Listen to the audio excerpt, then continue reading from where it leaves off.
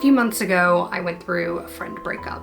I'm not here to spill all the tea about the breakup, so if that's why you're here, you can click away. But I also don't think that friend breakups are talked about enough in our culture. Depending on how long you've known them and how close you were, sometimes friend breakups can be even more devastating, if not just as devastating, as romantic breakups. And yet there's all these societal rules and best practices around closure and commiseration and time to heal and coping mechanisms that don't exist around friend breakups. And I'm really happy to see it being discussed more and more all the time. But today I want to share a little bit about my own friend breakup and how it's impacted my writing practice and my writing itself, because it has been a really big event in my life, and it's a type of grief that, like any other grief, is going to show up in my creative pursuits, in every area of my life, in fact.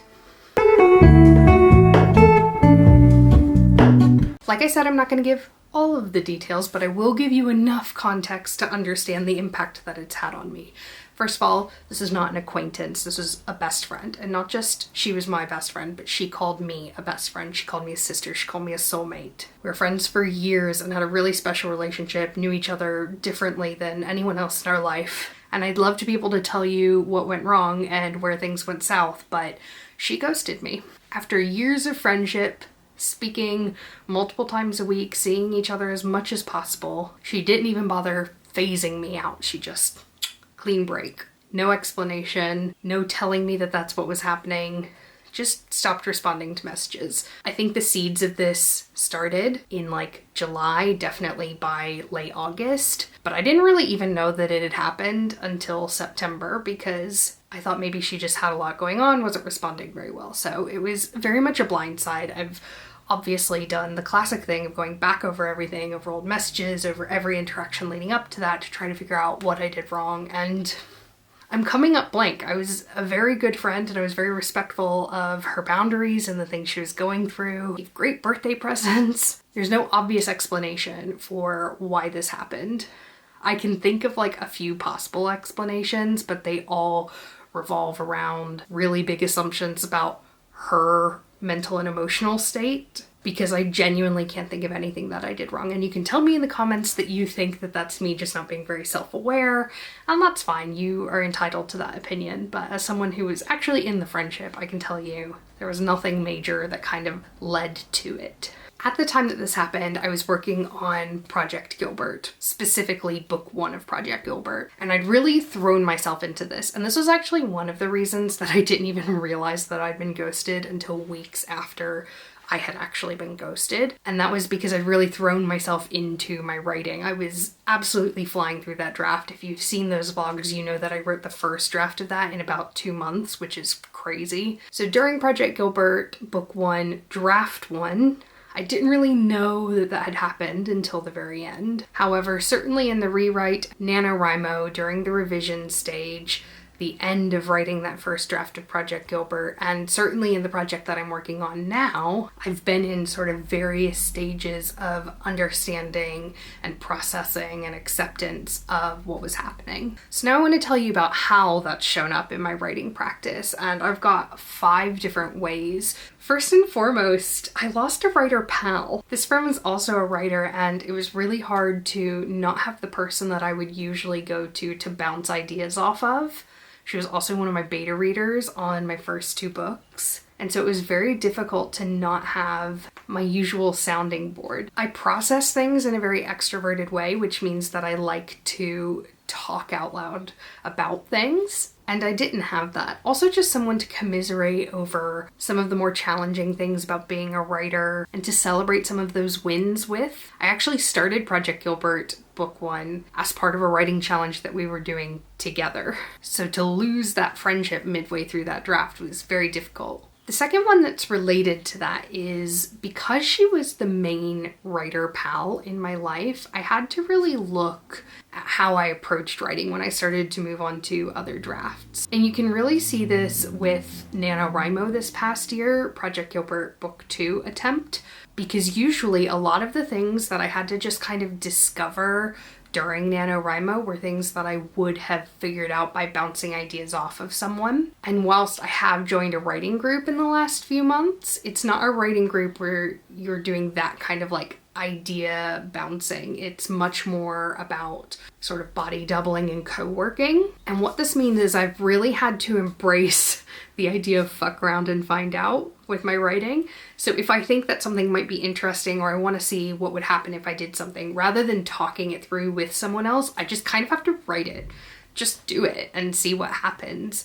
And that does result in some really good things, me ending up with things that I might not have otherwise ended up with because I would have talked myself out of them. But also it does result in things like NaNoWriMo of this past year, which was kind of a wash, where I spent a very stressful month working on something that actually isn't going to go anywhere in the end. So having to change the way I approach ideation and experimentation has been very difficult. The third way that it's impacted my writing practice, and actually probably a positive for my writing practice, is it's been great for productivity because my social life has taken a bit of a hit.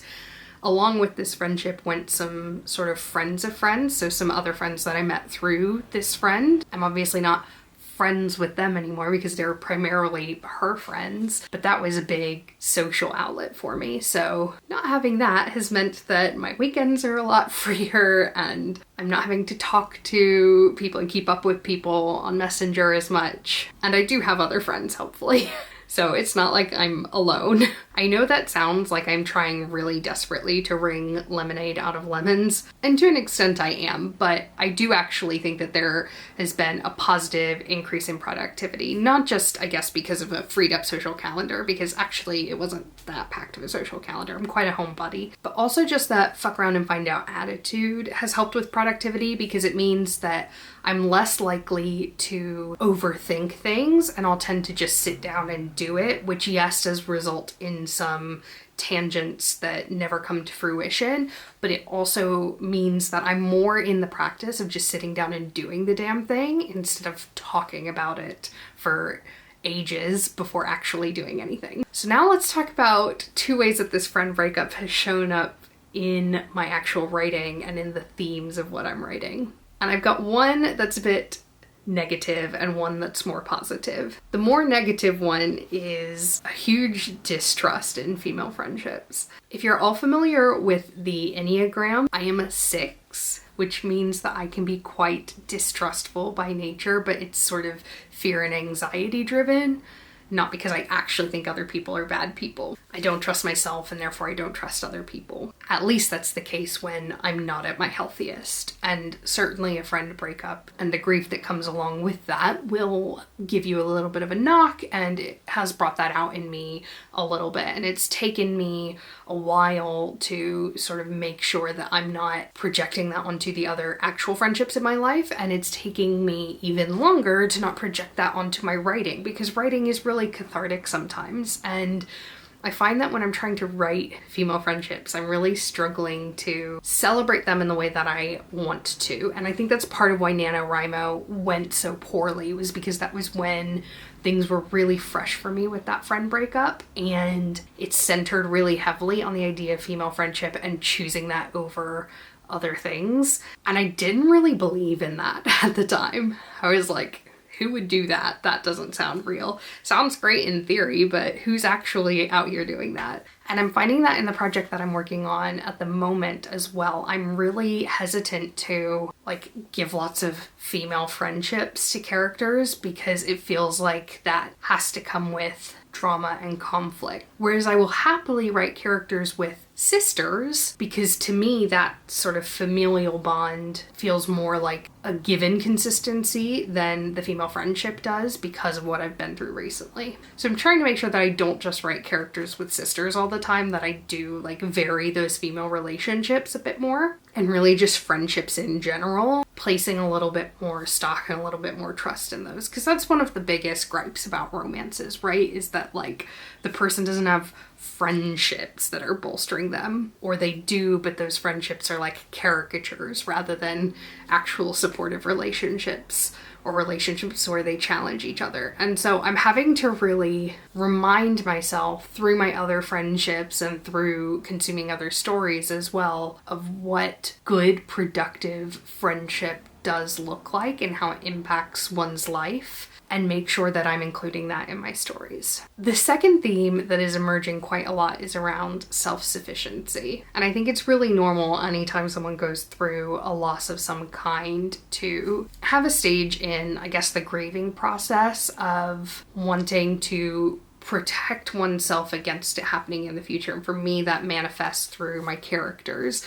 So self-sufficiency and the journey towards being more self-assured and self-confident and safe with oneself being the central journey for those characters. Definitely true for Project Gilbert. It's like the whole character arc for Project Gilbert. It wasn't going to be the character arc for the project that I'm working on now, but it turns out that it is. So clearly that's a theme that means a lot to me. And I don't want to shy away from that because I do think that it's something that's worth exploring. And I think that people can show up as their best in relationships, both romantic and platonic and familial as well, when they do feel self-assured and they feel safe in themselves. That's when you can show up most authentically and most vulnerably because you feel safe enough in yourself to do so. You know that no matter how other people react or what other people do, you're gonna be okay. And I think that character arc is really compelling to people, especially when we live in an age, God, I sound ancient, but when we live in an age of social media and where we have all of these voices coming at us all the time, to have that sense of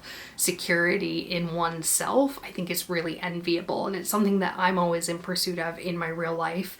And I can see that coming out in my characters, especially since this friend breakup. Because losing someone who is a best friend to you can really make you question a lot about who you are and how you are and what it is that you have to offer to people. I'm happy to answer any more questions that you have in the comment, but hopefully this has helped you understand how, one, grief around friend breakups is super normal and to be expected because it is quite a big, impactful event in your life. Also, two, how it might manifest in a creative practice and how that's okay, and sometimes you just need to lean into those things in order to get in touch with new elements of that practice. For me, that's happening in new themes and new ways of working. And if you've been through anything like this as well, I'd love to hear from you, and I'm sure other people would love to hear your perspective in the comments as well. And despite how this video is about breakup, I wish you a happy Valentine's Day. Much love from me to all of you. If you want to show a little bit of love, you can hit that subscribe button as well as that like button, and I will see you next time. Thanks so much. Bye-bye.